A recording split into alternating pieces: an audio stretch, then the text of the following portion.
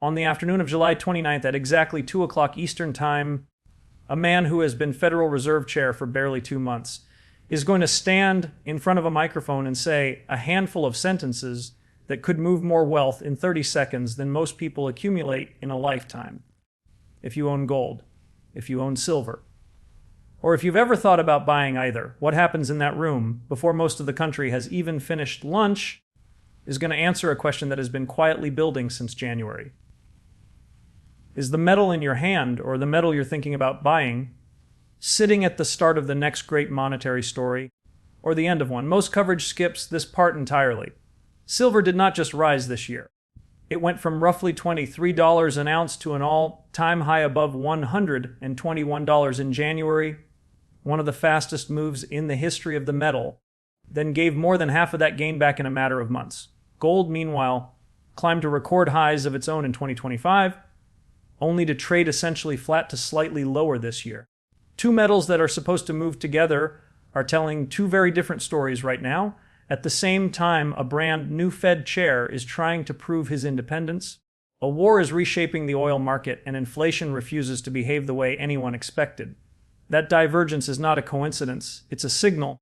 And by the end of this video, you'll understand exactly what it's telling you, and why the decision coming on July 29th may be the moment that decides which of those two stories, the boom or the bust, actually continues. To understand why one Wednesday afternoon carries this much weight, you have to go back further than this year. Gold and silver prices have always reflected how much people trust the money they're being asked to hold. Gold pays no dividend. It generates no cash flow. For most of modern history, that made it a strange thing to own, because the alternative, cash or government bonds, at least paid you something for your patience. But the calculation changes the moment people stop trusting that the money itself will hold its value.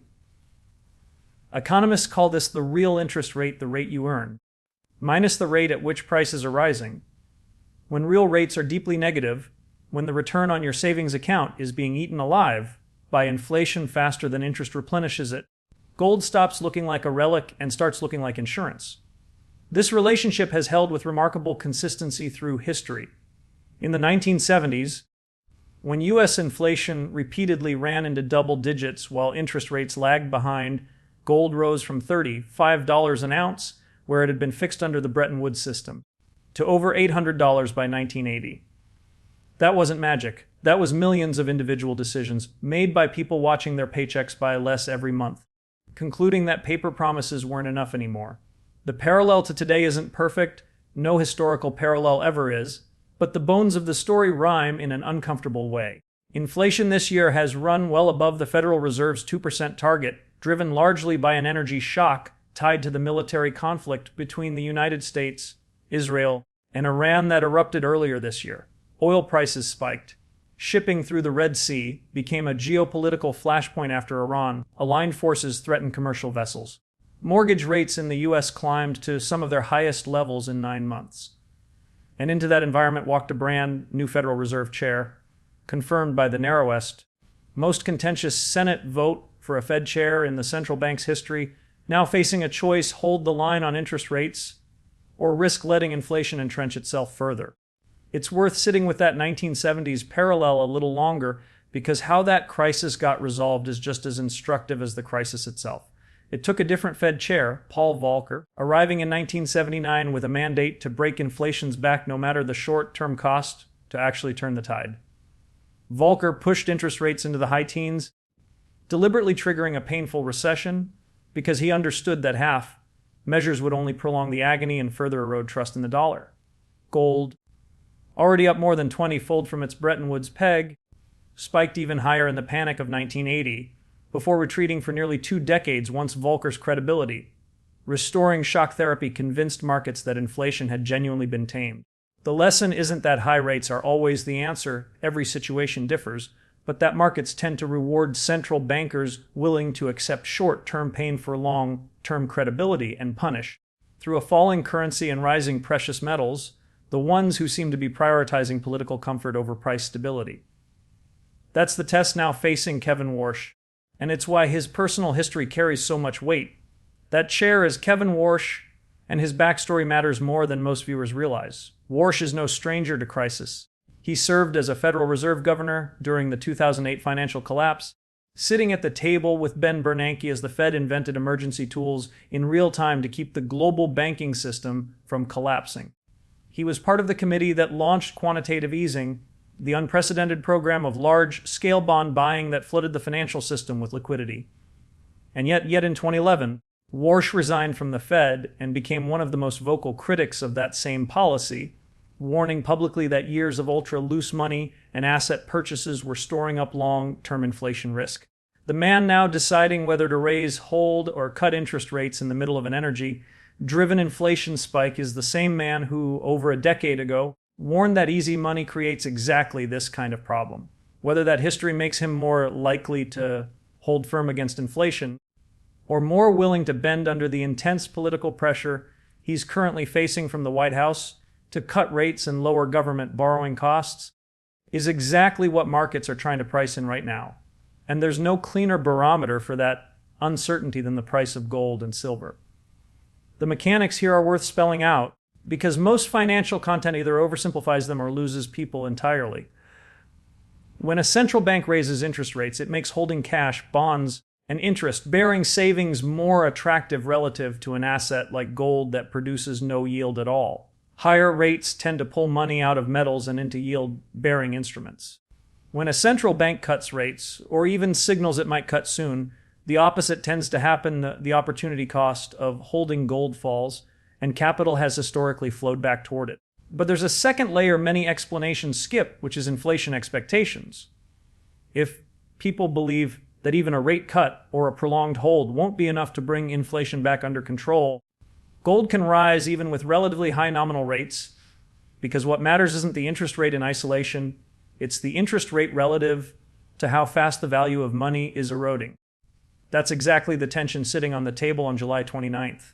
Hold rates, and the market has to decide whether that signals confidence inflation is being managed, or fear that the Fed is falling behind.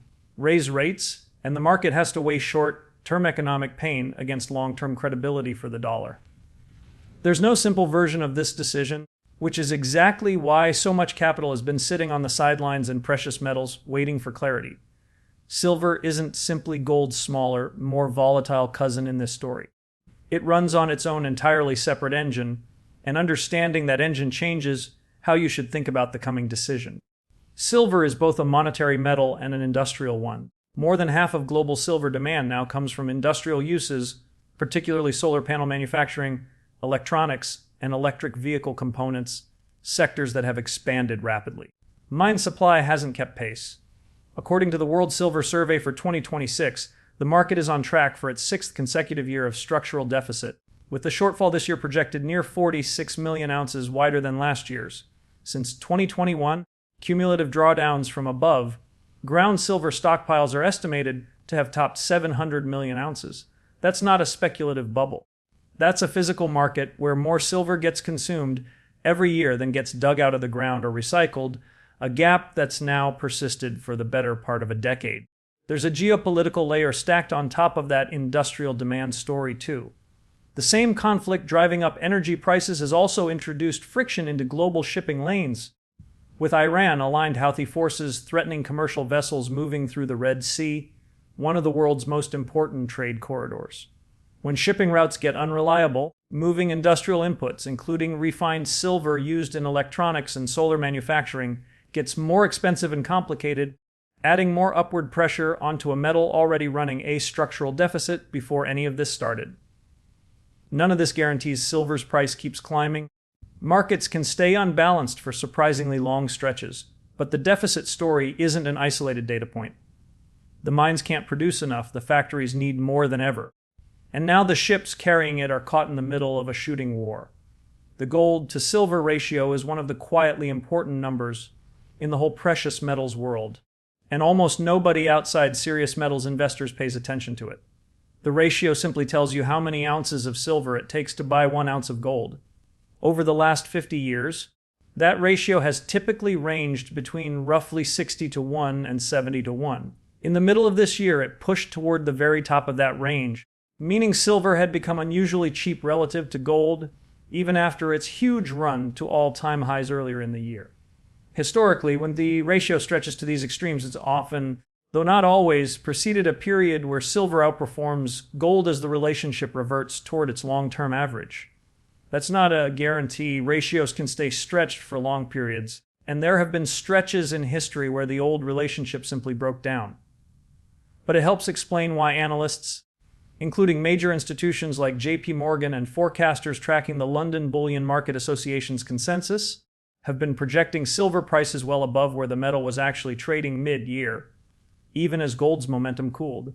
Let's bring in a hypothetical example, because abstract numbers rarely capture how this actually feels for a real person making a decision. Imagine an investor we'll call Daniel, a fictional composite representing a pattern seen again and again throughout financial history. Daniel bought silver near the highs in January, caught up in the excitement of an all-time record. When the price corrected by more than half in the following months, Daniel faced the hardest psychological test in investing, deciding whether the thesis that drove him to buy in the first place was still intact, or whether the correction meant he'd simply been wrong. This is where behavioral finance matters as much as macroeconomics. Research on investor behavior consistently shows humans feel the pain of a loss roughly twice as intensely as the pleasure of an equivalent gain, a phenomenon researchers call loss aversion. That asymmetry is exactly what causes people to sell high-quality assets at the worst possible moment, right after a sharp drawdown, purely because the emotional discomfort becomes unbearable, even when the underlying fundamentals, in Daniel's case a widening physical silver deficit that hasn't changed at all, remain fully intact.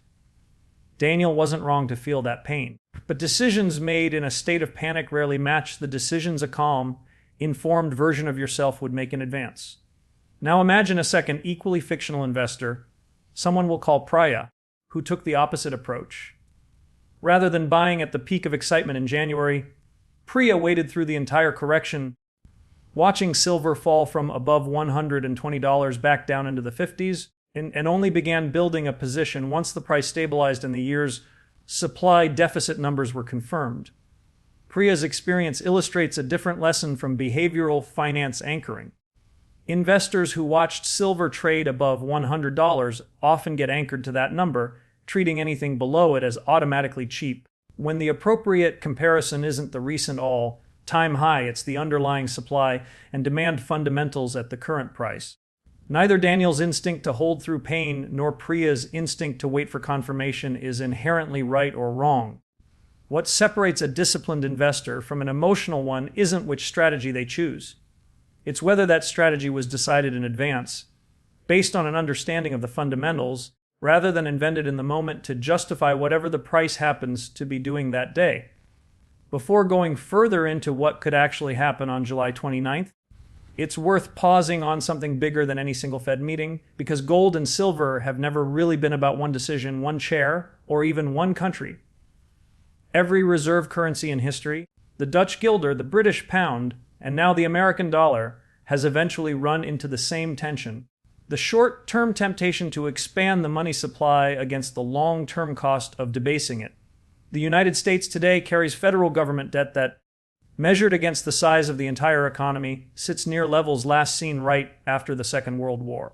Financing that debt gets more expensive every time interest rates rise, which is exactly why there's been such intense political pressure on the new Fed chair to cut rates, not necessarily because inflation's been defeated, but because a government carrying that much debt benefits enormously from lower borrowing costs. That tension between controlling inflation and keeping government financing manageable isn't new. It's shaped monetary policy for decades. But it becomes unusually visible in moments like this one, when a war is pushing prices up at the same time the government desperately wants rates to come down. When a government carries an unusually large debt load and interest rates rise, every dollar of debt that matures has to be refinanced at the new, higher rate, which means interest expense on the federal budget climbs, competing directly with every other government priority for the same finite tax revenue. That creates a structural incentive, regardless of which party holds power, to prefer lower rates over higher ones, even when inflation data argues for the opposite. Economists sometimes call this dynamic fiscal dominance, the idea that the sheer size of government debt starts influencing central bank decisions in ways pure inflation targeting wouldn't predict. Whether or not that dynamic gets named explicitly in the Fed's official statement on July 29th, it sits underneath the entire discussion. And it's precisely the kind of pressure that has historically pushed investors, individuals, and central banks alike to hold at least some of their wealth in an asset no government can print, dilute, or refinance away. If you've made it this far, you clearly care about understanding this properly rather than just watching a headline scroll by. If that's you, take a second to like this video and subscribe. It genuinely helps this kind of long form analysis reach more people trying to actually understand markets instead of just reacting to them. And I'd love to know in the comments, are you holding gold, silver, both or neither heading into this decision, and what's actually driving that choice for you. Now back to it, because the most important part of this story is still ahead. So what actually happens on July 29th? Nobody, including the people inside that room, knows for certain, and anyone who tells you they do is selling you something.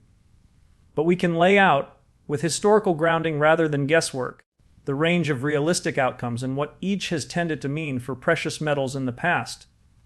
The first scenario is a hold, keeping the federal funds rate steady, which is what the Fed has done across multiple consecutive meetings already this year. Historically, a hold in the face of still elevated inflation gets read two very different ways by markets. Sometimes as evidence the central bank is being appropriately patient while price pressures ease on their own. Sometimes as evidence it's falling behind the curve, letting inflation expectations come unanchored. Which interpretation wins tends to depend enormously on the language in the statement, and just as much on the tone the chair strikes in the press conference 30 minutes later. The second scenario is a rate hike, a real possibility given that inflation has stayed stubbornly above target and futures markets have, at various points this year, priced in a meaningful probability of exactly that later in the year. A hike would tend to strengthen the case for the dollar in the short term and increase the opportunity cost of holding non-yielding assets like gold and silver, historically creating headwinds for metals prices at least initially. The third and least likely scenario, given the current inflation backdrop, would be a cut, which would align with the White House's political pressure, but would also risk signaling that the new Fed chair is prioritizing short-term growth and cheaper government financing over long-term price stability, a signal that history suggests can sometimes backfire by pushing inflation expectations higher rather than calming markets, which paradoxically can be bullish for gold even as nominal rates fall. None of those three scenarios gives precious metals a clean, guaranteed direction. That's exactly why so much capital has been sitting in a holding pattern, why silver corrected so sharply after its January peak, and why gold has spent much of the year consolidating rather than continuing its 2025 climb. Markets don't like uncertainty, and few events concentrate uncertainty as tightly into a single afternoon as a Fed decision delivered by a chair the market hasn't had time to fully understand. There's also a structural detail about this particular meeting worth noting because it changes how much information investors will actually get. Unlike some Fed meetings, this one doesn't include an updated summary of economic projections, the detailed forecasts, and so-called dot plot showing where each Fed official individually expects rates to be in the future.